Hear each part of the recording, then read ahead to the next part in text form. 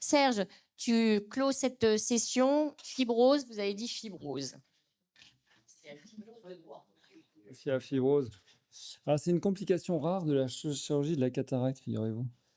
Et donc, il faut y penser, juste, parce que moi, j'en vois tout le temps. Et... Alors, allô, voilà, alerte sécurité, ouais, parce que j'ai des virus dedans.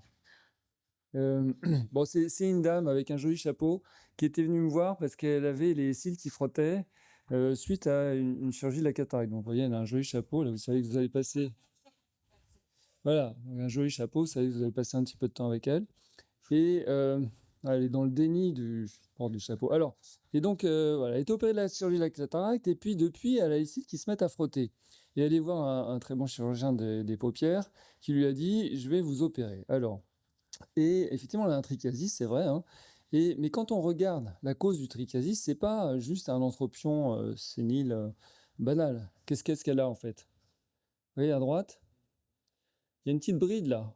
Et en fait, là, la paupière, elle n'a pas une hauteur normale. D'accord? Et en fait, ça, c'est quoi? Bah, c'est le titre, c'est une fibrose, hein, c'est une fibrose conjonctivale. Donc en fait, elle a probablement déclenché une fibrose conjonctivale après la chirurgie de la cataracte. Donc ça sent très mauvais. Et voilà, donc en pratique, est-ce qu'on traite son trichiasis? Est-ce qu'on fait une chirurgie? Moi, je lui ai dit, vous savez, il vaut mieux faire un petit bilan avant parce que c'est peut-être une maladie auto-immune, genre pemphigoïde, hein, parce que c'est à ça qu'il faut penser, hein. Bon, elle était dans le déni et donc elle a dit non, je vais me faire opérer. Et elle s'est fait opérer. Et de l'œil à gauche, là, la photo, c'est 6 mois après la chirurgie des cul-de-sac. Donc ça a bien marché, moi j'étais content, ça a réveillé en fait sa pemphigoïde. Et à gauche, c'est l'œil qui n'avait rien. En fait, elle a déclenché aussi donc la maladie. En fait, elle avait une pemphigoïde qui a été déclenchée par la chirurgie de la cataracte et qui s'est aggravée après la chirurgie de trichiasis.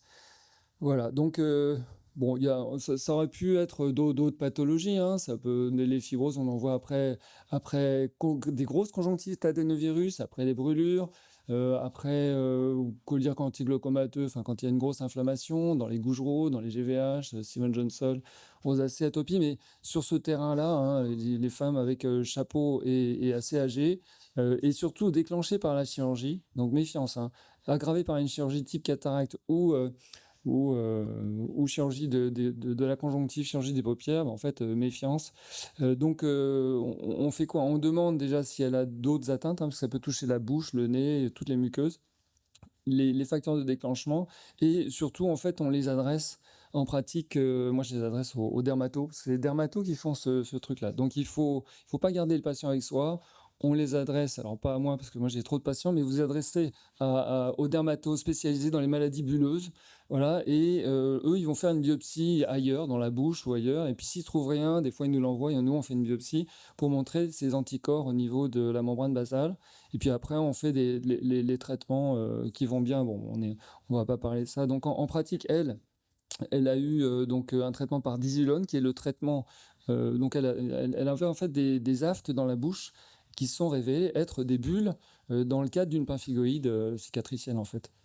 Et nous on l'a juste mis sous cyclosporine et larmes, et elle a eu cette Dizilone. Et après, alors c'est pas la même patiente, hein, mais voilà, l'inflammation a évolué comme ça, la fibrose est restée comme ça, et après on a pu l'opérer ensuite de son entropion et des cul-de-sac. Donc il faut se méfier. Et puis après, elle était quand même assez gênée. Elle a eu une récidive de son trichiasis. Donc on lui a mis une petite lentille sclérale.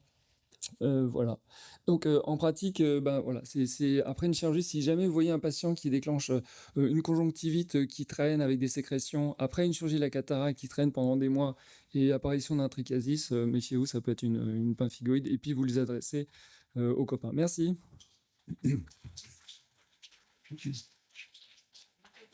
Luther, je crois. Une question? Il y a une question? Oui. Quel lien avec la cataracte? Pourquoi après la chirurgie de la cataracte, ça s'est accéléré? C'est ça la vraie question. C'est un facteur déclenchant classique. La chirurgie oculaire, ça peut déclencher, ça peut réveiller une pemphigoïde qui était latente. Tant qu'on sache le... Non, on ne connaît pas le mécanisme. Le pourquoi, d'accord. C'est plutôt des patients un peu jeunes, finalement? Pemphigoïde bulleuse? Non, c'est plutôt des patients âgés, hein. Avec chapeau. Plutôt plus de 70 ans. Et plutôt bilatéral ou pas forcément? En général, c'est bilatéral, mais pas D'accord. toujours.